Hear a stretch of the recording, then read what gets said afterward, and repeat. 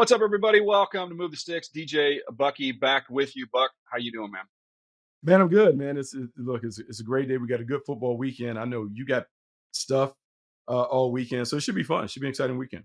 Yeah, I'm. As you can tell, I'm not at home. I'm in a hotel room in Las Vegas. Got as we're recording this on Thursday, we've got Chargers Raiders Thursday night, and then I'm heading out to Dallas. My daughter's graduating from Dallas Baptist on Friday. So life comes at you fast. A lot of stuff going on. Squeezing it all in here this week. But I'm excited about this episode because speaking of Las Vegas, I want to bring in our guest here. We've got Dave Ziegler who's going to join us. Coming off his tenure as the general manager of the Raiders, but a long time personnel executive working most of the time with the New England Patriots. A lot of success, a full trophy case. I'm sure he's got a safety box full of some jewelry. But we're excited to bring in Dave, get a chance to talk to him about team building, some of the things he's learned throughout the years, and see if we can't learn a little something ourselves. So let's bring him in here. We got Dave. Join us, Dave. Appreciate you taking the time, man. How are you doing? Outstanding. Thanks for having me, guys. I'm excited to be on, and it's always good to talk some football. It's great to have you, man. I don't want to go and go through and everything that went right or everything that went wrong or and all that stuff with your time with the Raiders. There's a lot of other things I want to get to, but I do want to start from the standpoint of I've been in a situation. Buck's been in a situation. A lot of people listening have been in this situation where things change abruptly. You think you think you're going to be going on in a job, and all of a sudden it abruptly comes to an end. How did you deal with that in the immediate aftermath, and what have you been able to learn since? Yeah, I think and I've always said this. I think life's all about perspective, and so obviously when you lose one of these jobs, it's very public. It's all across social media, and so you really worry about the your family, my mom and dad, my kids, my wife, and how they were going to handle things. I know I felt blessed to have been in that position. Just blessed in life to we're healthy, we're happy. I was doing something that I love to do, and so I think you have to put things in perspective. And so while there's some disappointment, living bitter, holding on to a lot of a resentment, it's just not a healthy way to go. Life's too short to live that way. And so while I was disappointed, I was also thankful for the opportunity, and it was really a focus on making sure everybody around me was okay, and that that they knew that I was okay. And so that's kind of how I handled the immediate aftermath. And then I think it's time to self reflect. You have to look at yourself in the mirror and say, there were some mistakes that I made. There were some things that I would have done differently, and I think it's good to go through that inventory and to because that's how you learn, and that's how we all learn and grow, is by making mistakes and looking at some of those things, and also identifying the things that went well and the things that we are proud of that we were doing there, and carrying those things along with you. And so I think those are kind of a little bit of the gamut of emotions that you go through, and then you got to step back and see what you can learn from the process to apply in the future. And thinking about learning from the process, like how you occupying your time now. Like you've been in the grinder for so long. Now that you're out of it, how are you feeling? How are you feeling those time blocks on your calendar? Yeah, it's different. My golf game has improved, immensely here in the last month. Um, Not that it was ever good, but my golf games have improved, and being out here in Vegas, obviously the weather's great, so you can get outside. But invest in a lot of time back in with my family, and my kids, and spending more time with them. They would only get to see their dad maybe an hour a day, throughout the week a lot of times, and so a lot more chauffeuring back and forth from school to practices, things like that, staying healthy, working out, staying in shape, and also doing some football work, staying up on what's going around in the league. Like I said, kind of doing some work on myself, keeping in contact with people throughout the league. But I'd say mostly, it's focusing on family, focusing on those relationships, and getting out there and playing a little golf. I want to touch on that a little bit in terms of this is really kind of getting to the thing about balance. And I think we've all probably been in situations, and especially early on in your career, where there is no balance is not a word that works in the NFL. It is very, very dominant of your time and thought process. Is there a way to do that job and really just think about coaching as well as personnel and maintain a positive home life? Because I know it's a big challenge for a lot of folks. Yeah, well, it's never going to be. I think the one thing is there's never going to be an equal balance, Hmm. because the job just takes so much time and it takes so much effort, and so it is always going to be a little bit slanted towards the lifestyle to the job, that you're working in, and so you have to have someone that understands that, and I think you try to create balance the best way that you can. For us and my family, we always try to live close to the facility, and oftentimes what I would do is. Just to give my kids some normalcy in terms of seeing their dad every day. I would come home around 6 o'clock in the evening. I would eat dinner with my kids. My kids are young, so I'd get them Mhm. showered, get them cleaned up, give my wife a little break. And then once everything was settled, I would head back to the office. And so if I was home from 6 to 7:30, maybe I was back at the office working from 8 to 10:30 or 8 to 11. And so I had to sacrifice some sleep on my end to kind of create that balance and make that balance happen. But I thought it was really important for my kids to know, like, okay, I see my dad every evening. I might take Hmm. him to a practice and then go back to work. And so that was the way that I tried to create it during the week was, have some flexibility that way. And that's what I would encourage my staff to do too. Is let's not miss every practice. Let's not miss the important things at school. Let's not miss birthdays. There's ways that you can, whether you're coming in early, you're staying a little later, or you're working remotely from home. Like we can manufacture more of that flexibility than we probably could have when we all first started in Yeah. scouting, and it was just a different atmosphere. And so those were the ways that we tried to create it here in my house, and that I tried to encourage our staff to create it too. I'm really fascinated by that last part of it. You talked about like remotely, whatever. I think we all had to adjust during the pandemic when it came to working and working differently or whatever. Coming out of the pandemic, what are some of the things that you learned in terms of how you had to work around the challenges that may have allowed you to kind of create a better environment for your staff where they can get some of that balance and stuff that Yeah. everybody wants? Yeah, well, I think the biggest thing is like before the pandemic, we all felt that all the work had to be done at the office, that you Mm. had to be sitting at your desk, that you had to be in the building to get all of your work done. And I think coming out of the pandemic, there was so much time. We were all working from home, we were all working on Zoom. And lo and behold, people were still getting their work done. You know what I mean? It wasn't, and in a lot of ways, more efficient, and also in a healthier lifestyle in terms of, like we talked about, creating more balance. And Hmm. so I think that there was just that stigma that was kind of stripped away after the pandemic, that you can work from home. We can have a meeting and you don't have to be in the office. You know what I mean? We can still get together. We can still be productive. You can have a system at home where you have your cowboy, you have your computer, and we can still interact and you can still get work done. So I think there was a lot of a stigma, Bucky, that was stripped away, that we had to be in the office and you had to be, present there to get work done and be efficient. And we've found ways that you don't have to necessarily do that if you embrace it the right way.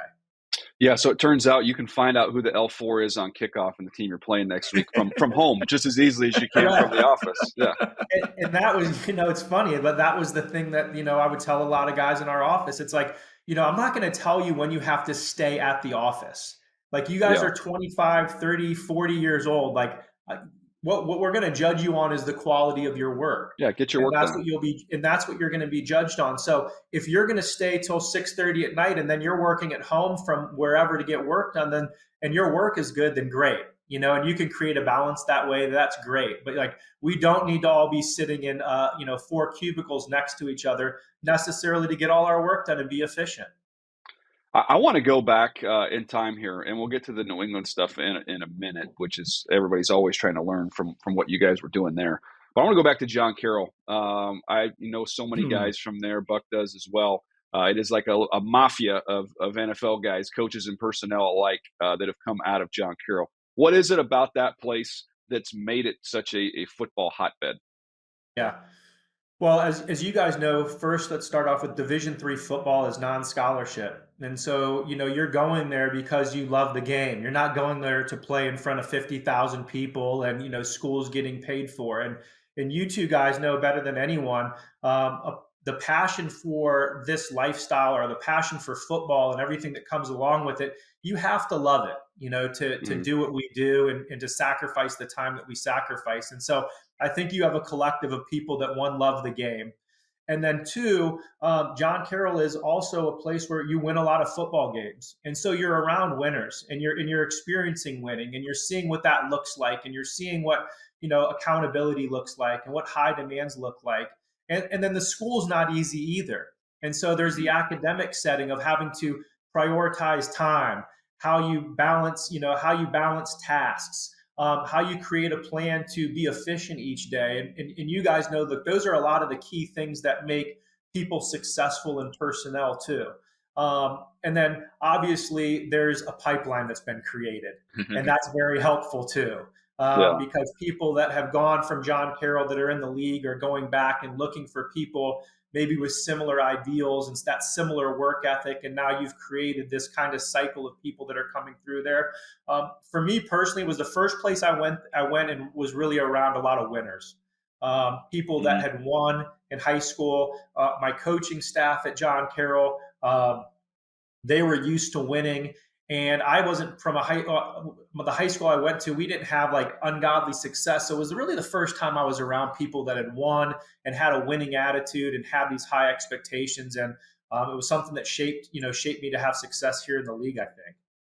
It's so funny that you bring that part up about winning. I've worked for organizations, DJ worked for organizations where it was a priority to bring a bunch of winners in because you kind of feel like when you have winners and team captains, when you have a successful organization, they kind of already understand the secret sauce. So in transitioning to New England, I do wonder, like when you're around a bunch of winners like that, what kind of people, what kind of traits are you looking at in people? Not only just the players, but the people around to make sure that the winning continues. I think the one thing is people with low ego.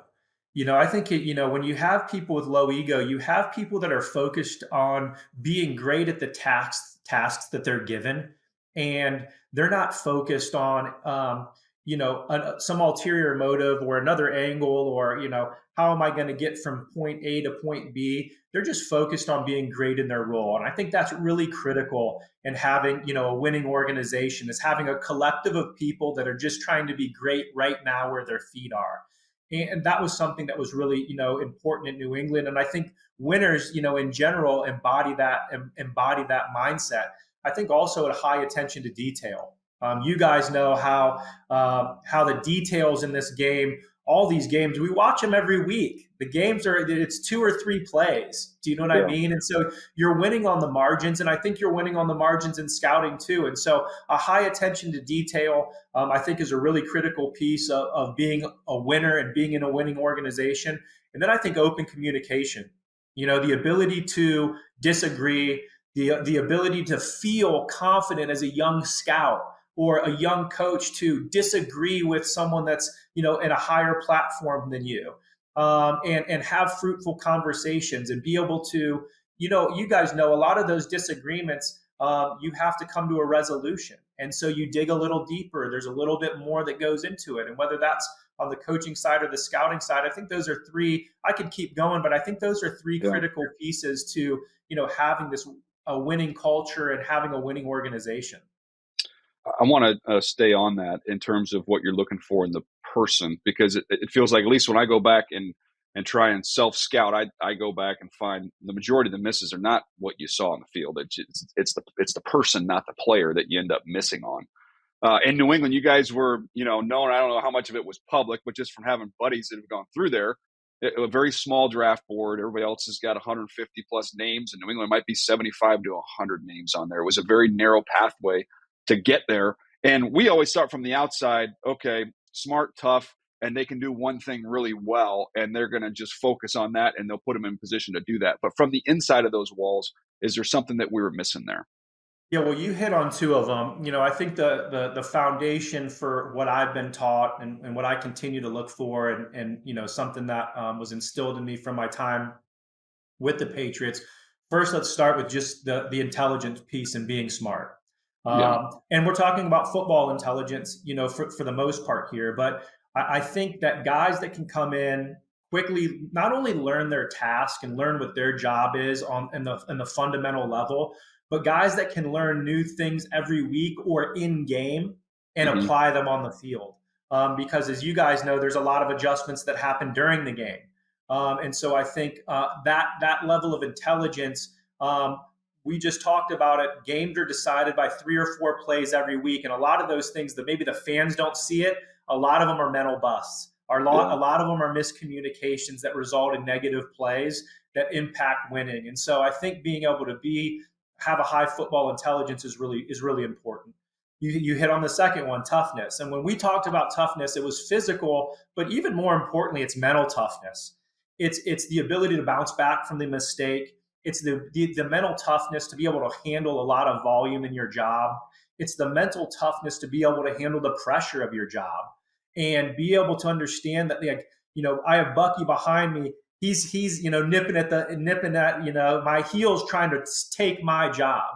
Can I still stay mentally tough in those situations and remain focused on how I'm going to be getting better each week and not worrying about the man behind me? So smart and tough were two really instrumental pieces. I think the other one was dependability.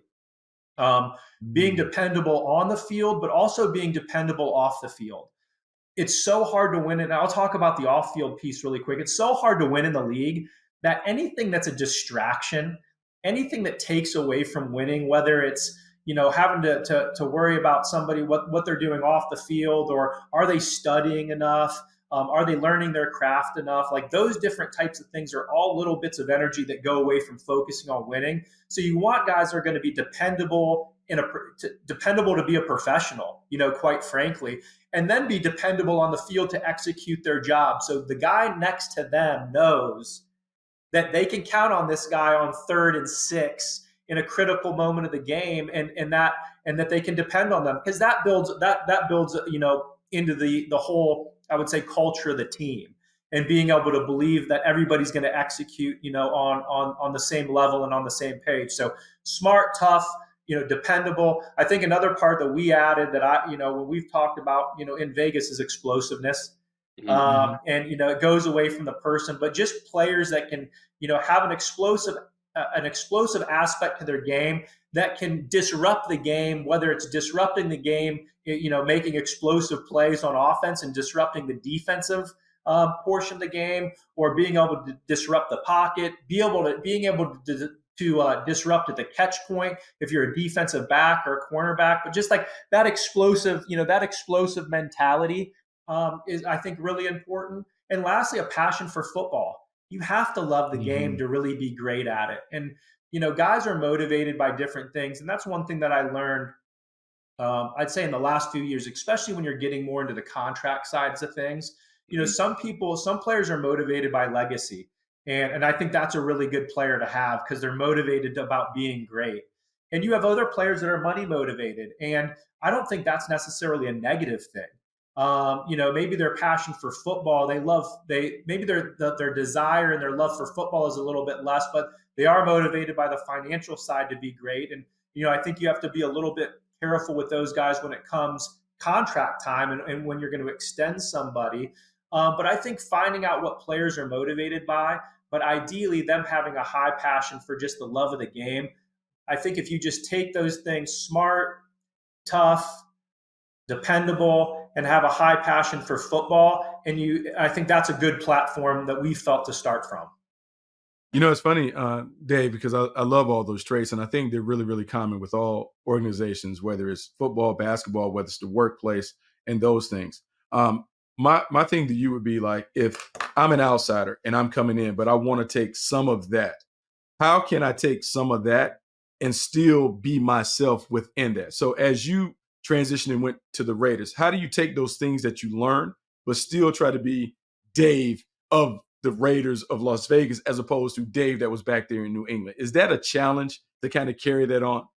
Yeah, well, I think part of the challenge, Bucky, is there's a stigma that comes with coming from New England, Mhm. and that stigma hasn't always necessarily been positive because a lot of guys have left New England and haven't had, I'd say, maybe the success that was desired. So I think, like, I think this is the key. You have your ideals and you have the things that you believe in. You also have to be open-minded and flexible to other ideas coming from people from other organizations, and not be afraid to instill some of those things.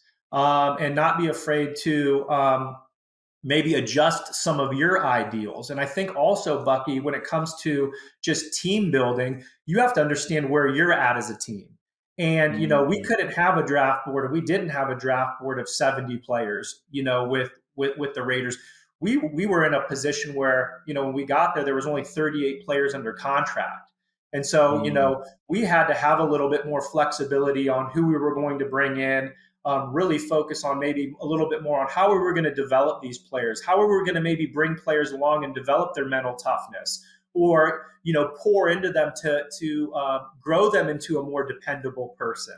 Mm-hmm. We weren't going to maybe have as many as the finished products that we had in New England, because we had this infrastructure that was so strongly built, in New England, where we were really looking to find maybe 5 or 6 guys a year, to Mm-hmm. plug in certain holes and things of that nature. Where with the Raiders, we were really building it from scratch. And so I think there's an open mindedness to it. I think there's a little bit of understanding where you're at organizationally, and you may have to have some more flexibility. And you may have to adjust some things. So again, also for the conference that you're playing in too. Let's not forget about that. Like, we're Mm-hmm. playing against Patrick Mahomes, we're playing against Herbert, we were playing against Russell Wilson. I think just from a team building philosophy too, how you're going to build a defense, how you're going to build an offense based on who you're playing twice a year was different than when we were in New England. And you have to be mindful of that too.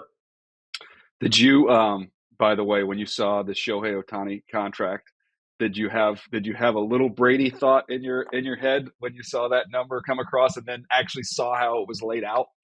Yeah, like once I saw the deferment of payments, that was something I could get behind. Yeah. A little easier pill to swallow when you see that 68 millions in 2043, Yeah. and those immediate payments are only two. But obviously, when we had Tom, Tom was very unique in that he wasn't focused on being the highest paid player at his position, or he wasn't focused on, okay, like, these three guys are making this amount of money and I'm better than these three guys, so I need to be making that. And I don't fault players for thinking that way. That's a competitive aspect that players Yeah. have too. That they want to be paid based on how good they think they are, and that's part of their motivation. Tom was very unique, the way that he saw the game, and the way that he saw roster building. And he had a really good understanding for hey, if I'm going to take, below market value, that's going to help other parts of the team. And ultimately, that's going to lead us to winning championships and being highly successful, which leads to all the other things. It leads to bigger contracts for you when you're winning. Mm-hmm. Other teams see you as desirable. It may lead to more endorsements. It may lead to, more money. You get a lot of great things, and we all prosper when we win. And sometimes you have to sacrifice at the front end to, reap those benefits at the end when you're standing, with that trophy at the end of the year. And so, we were all blessed for Tom to have that mindset, because it impacted all of us in our careers in a really positive way. It's funny you talk about Tom. Having talked to a bunch of uh, former Patriots, like they talk about the sacrifice that was made. And so you talk about the stigma that comes with the Patriot way or whatever. But in talking to them, I never got the sense of the negative connotation. When I talked to Willie McGinnis and others, they talked about how the team really bought into to playing for one another. And so how hard is it, as you're trying to build the team, to dig a little deeper for the players that you're thinking about bringing in, for them to have that attitude that, hey man, I really want to win and I prioritize winning over the other stuff. And I'm willing to, whatever, step back monetarily or even in a role to make sure that the team wins. Really difficult. And it's really difficult on the pro free agency side specifically, because you don't get to spend all the time with the pro free agents that you do in college. All the interviews that you're able to have at all-star games and the combine and the 30 visits, and you're going into the schools, you're talking to their academic advisors, you're talking to their position coaches. I feel like, you're able to get a better sense of the whole person. And as you guys know, guys change, and yeah, you have that information in free agency, but guys change when they get in the league. They're growing, they're maturing, money becomes involved, a lot of things change. And so you often don't know exactly what that player is motivated by anymore in free agency. And one thing we focused on this last year specifically was recruiting or looking at guys in free agency that came from good programs and came from women. We talked about winning Yeah. environments. If you look at Robert Spillane, who we signed in free agency from the Pittsburgh Steelers, Mike Tomlin loved Robert Spillane. Really, that's all I needed to know.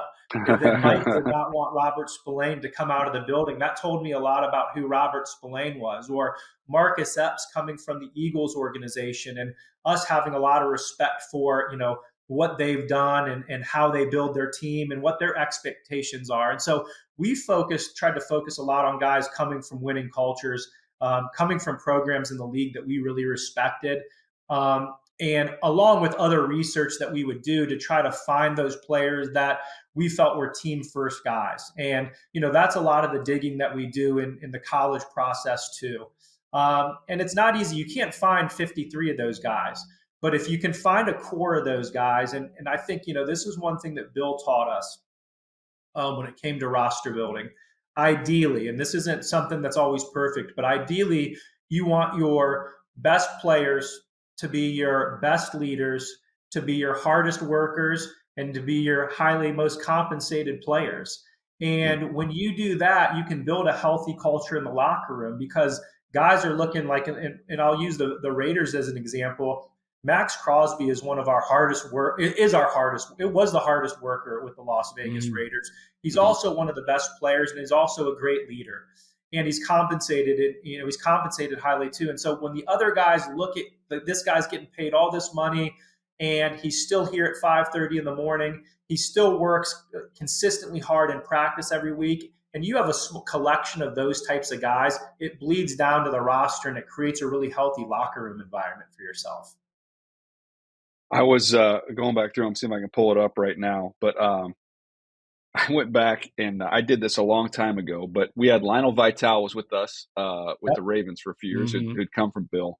And he did a scout school presentation one year at training camp. And he gave us Bill's notes on players, position specifics and just nuggets on what he was looking for, going back to the early 90s. I think it was like 1993 or something like that. And so I posted it, and then literally you start looking through the New England roster through this prism, and you're like, gosh, I think there's some absolutes in here. Like there were some non-negotiables that Bill was looking for at position. So I'm just going to read one. This is this is from the early 90s, and tell me if this maintained throughout your time there. Let's just do quarterbacks. The number one is to make good decisions. Then arm size, physicality, toughness, leadership. Guys look up to and have confidence in a real competitor. Accurate rather than a guy with a cannon. Emphasis on our game will be on decision-making, timing, and accuracy. Guy needs to be confident, intelligent. Intelligence is important, but not as much as on-field awareness and judgment. Can't be sloppy fundamentally, unsound guy with ball handling techniques, etc. Footwork drops, release, etc. QB has to be able to throw the ball with accuracy. And then, so this is the offense, the goals of the offense. This is, again, the early 90s. Run the ball, pick up the blitz, pick up third down, score. That was going back. Sounds like a successful philosophy to me. Nothing changed. I mean, you can go through every position, especially I don't have the defensive one here, but like we talk about non-negotiables. Like we can talk about, okay, we can work with this, but like a corner that can't find and play the ball, like don't touch him. We're done with him. Yep. And he talked about different sizes. He was okay with different sizes, things like that. Safeties that were dumb. He's like, I don't care how athletic he is. If you have a dumb safety, he can't play. Did there continue to be kind of the non-negotiables in certain position groups as you guys were adding to your rosters? Yeah, and I'll hit a couple on each side, but just taking the secondary for example, like you have to be able to tackle. Yeah, there has to be and you don't have to be a trained trained killer. Get him on the ground. There has to be a willingness to tackle both let's talk about at the corner position. There's so much run force. There's so many edge runs, especially the way that you see the game being played now. There's a lot more jet sweeps. There's a lot more getting receivers and different people, not just the running back, but different people to the edge of the defense. And so if your corners can't come up and force and tackle, it's a liability. And so that was one of those non-negotiables. If you put on a corner and you watched a corner with Bill, and he may be able to cover pretty well. But if tackle after tackle is coming up where he's not showing up because there's no willingness to, there's not that Mhm. innate toughness to even want to do it. That guy was not going to be lasting long on the draft board, or he was sliding down. Safety is the same thing. Bill always talked about the safeties are the last line of defense. The reason they're called safeties is they need to make sure like they're the safety outlet to make sure that like that guy gets on the ground, before he gets into the end zone. And so safeties that didn't run for, safeties that didn't tackle, those were some non-negotiables there on the defensive back position. Going back to the quarterbacks, you hit on a lot of those things, but one thing that we talked a lot about is a quarterback has to be able to problem solve. You have to be able to, you're out on the field, you have to be able to problem solve in the moment. Okay, what happens when the defense gives a look that wasn't a scouted look during the week? Can you problem solve and get us in the right play? What happens when, the X receiver all of a sudden has lined up on the wrong side of the formation and you don't have time to make that adjustment? Can you problem solve in the moment and get us into the right play or make an adjustment on the fly to make that play still successful? And so there's so much problem solving that takes place pre-snap, but then there's the problem solving that takes back. And this is why the position's so hard. I don't know if everybody understands this. Oh When yeah. you think about being under center and taking 5 steps and a defense scattering in a bunch of different directions and being able to process what's happening and then problem solve in a split second to put the ball in the right place. We talked often about problem solving and the ability of the quarterback to do that in an efficient way. And I think the other thing that you hit on that's really important is you have to have a guy that can learn. Mhm. We Mhm. forget that this is the hardest position to play in sports. You're walking into a calculus class when you step in as an NFL as a rookie into an NFL building. Can you learn? Can you study? Can you retain information? And then can you go apply it on the field or in practice? Can you take it? You hear it all the time. Can you take it from the board to the field? And I think those are a lot of things that that has to apply to the quarterback position. The one thing I'd add that's new now, I think, with problem solving, a lot of it was often cerebral when it Yeah. came from the brain, and I think Mhm. that's still. But now guys can problem solve with their legs. Yeah. It's not the perfect play, it's not the perfect look, but I can get out of trouble with my legs and make a bad call, whether it's a bad offensive call or just a bad call versus a defensive look, and I can problem solve with my feet. And I think that's something that we're seeing more and more with quarterbacks today. So it's interesting. I'm gonna take you out of the Patriots realm, but I'm talking about right now in quarterbacks because there's a lot of debate about Brock Purdy. And so everything that I hear you talk about, problem solving, a calculus class, smart, and those things. When I go back and I look at Brock Purdy, I'm just going to use him as the example.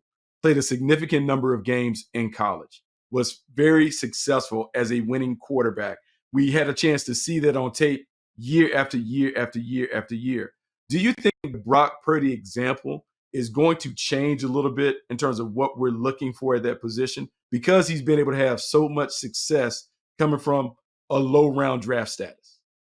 Yeah, I think it's interesting. I think it will, but I still think as scouts, we're still often and coaches and things like that enamored by size, enamored by arm strength and enamored by athletic talents. And when you look at, Brock doesn't maybe stand out in all of those different areas, but he does stand out, like you said it, Bucky. He stands out as a winner.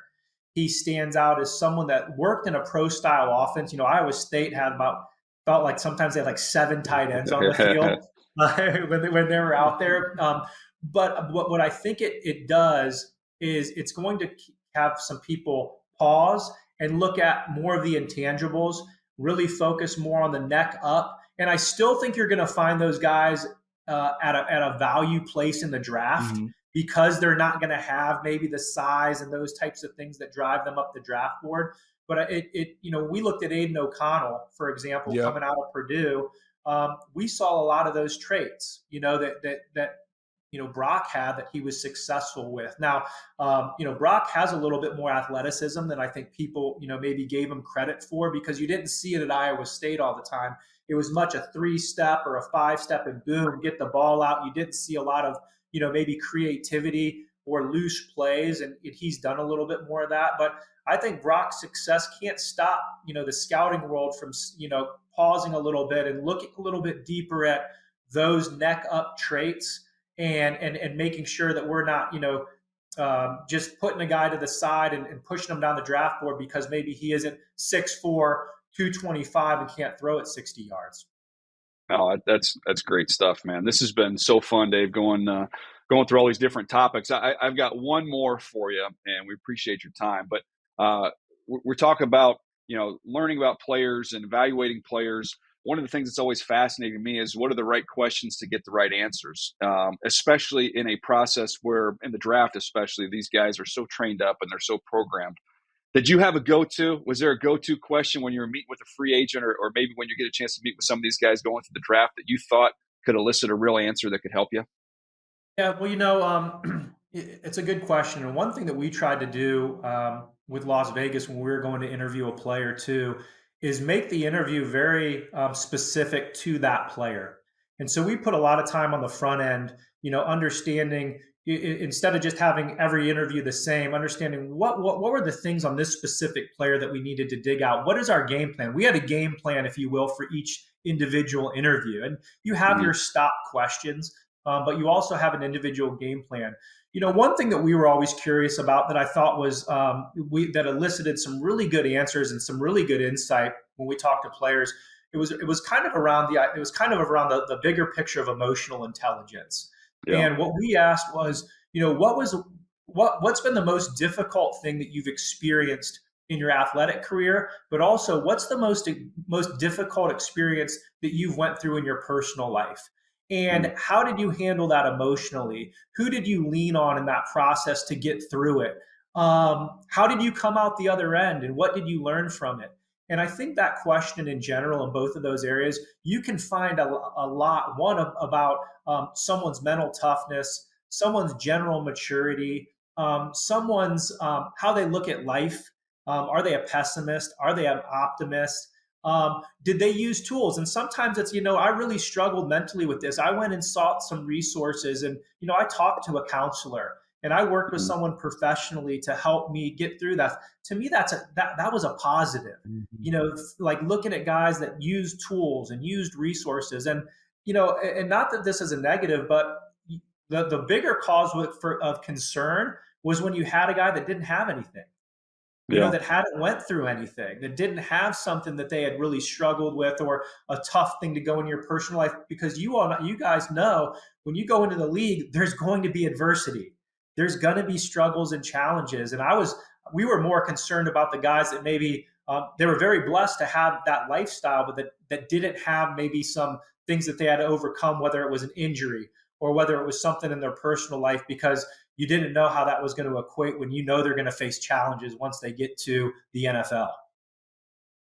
I love it. Buck, another example of, you notice he didn't say, tell me how tough you are on a scale of 1 to 10. Okay. I cringe every time I hear it. Hey, grade Yeah, this on a scale of 1 to 5. How would you grade this? Well, if you don't say a 5, I mean, what are we doing here? Anyways, that's a great one.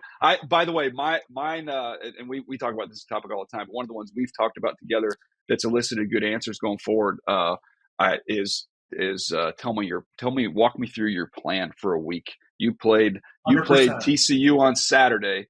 It's Mhm. Sunday morning. Walk me through your week. What was your plan? And the whole point being, there's no right plan, there's no wrong plan. Either you care enough to have a plan or you don't. Yep. Percent. That was a staple for us too, and that's a great Mm. question to understand a lot about someone's maturity, someone's passion for football. Was it something where they were kind of led on a leash, if you will, and their plan was dictated by the staff, or was it something that they created on their own? And that was a great question to really dig on a person's, like you just said it, their mindset, how they prepare, what their maturity is, how much they care, and all those things from just a simple open-ended question like that. No doubt. Well, Dave, this has been fun, man. The time has flown by. We kept you longer than we intended to, but it was a blast, man. It's just anytime you get scouts together, we get a It's chance to have hard. a lot of different guests on here, but it's just there's like some magic that happens when you get guys that have had that cheap coffee and pulled those long nights. There's just No something doubt. there. Hey, well, any chance I can get on to talk football with you guys, I'd love the opportunity. It was fun, and I Good. appreciate both of you and what you guys do for the league too. You guys Like I told these guys before I came on, for the listeners, when I was on the pro side, these were two guys that I would listen to hear what was going on the college side and hear what you guys were seeing and the prospects that you liked and things of that nature, because you guys have done it. And so you guys do a great job, and it was fun coming on. Well, I appreciate you taking the time for us today. We'll definitely do it again. There's a lot more ground we'd love to cover. In the Sure. meantime, keep your head down, okay? And then just keep that front arm locked as we get all the way through. We get a little more extension on That's what I'm trying. That's what I'm trying to do. It's easier said than done, as we all know. I appreciate it, Dave. We appreciate you, man, big time. All right, fellas, take care. All right, Buck. That was a fun conversation, man. Dave, I, I didn't really know him going into that conversation. I didn't want to go through all the Raiders stuff, but I thought it was fascinating, especially getting some of that New England knowledge that we got there. Look, DJ, I'm not gonna lie. Like for me, it's always a selfish project when we have guys from the Patriots, because as a coach, you're always trying to figure out what's the secret sauce to their long-term success. And just to hear him articulate it, one, it's not only like what Bill Belichick does in terms of on the field, but it's everyone clearly understanding what the ideals of the organization are, what the values are, everyone understanding their role, and how clearly it was communicated. The way that he was able to kind of spit that back, you can tell that that has been hammered time and time again. And I think that's what the good organizations, the good leaders do.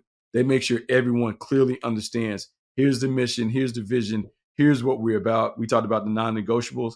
I think it was clear and apparent that they resonated with him. Yeah, and again, a couple things that we've talked about in the past, like corners. We've been talking about that for years. Yeah. Hey, you can't tackle, you can't play anymore, man. You're going to get brought into the run fits. Like it's hard. You can't No, hide. no, You can't hide anymore. no more cover corners in our league. Yeah. Like if you want a good tackling defense, you got to bring about good tacklers. And so everyone, all 11, have to be able to get people down. Yeah, no doubt. Well, hope you guys enjoyed that one. It was a fun one. Hope you have a wonderful weekend. We'll be back next week with 5 fresh episodes. So until then, we'll see you right here on Move the Sticks.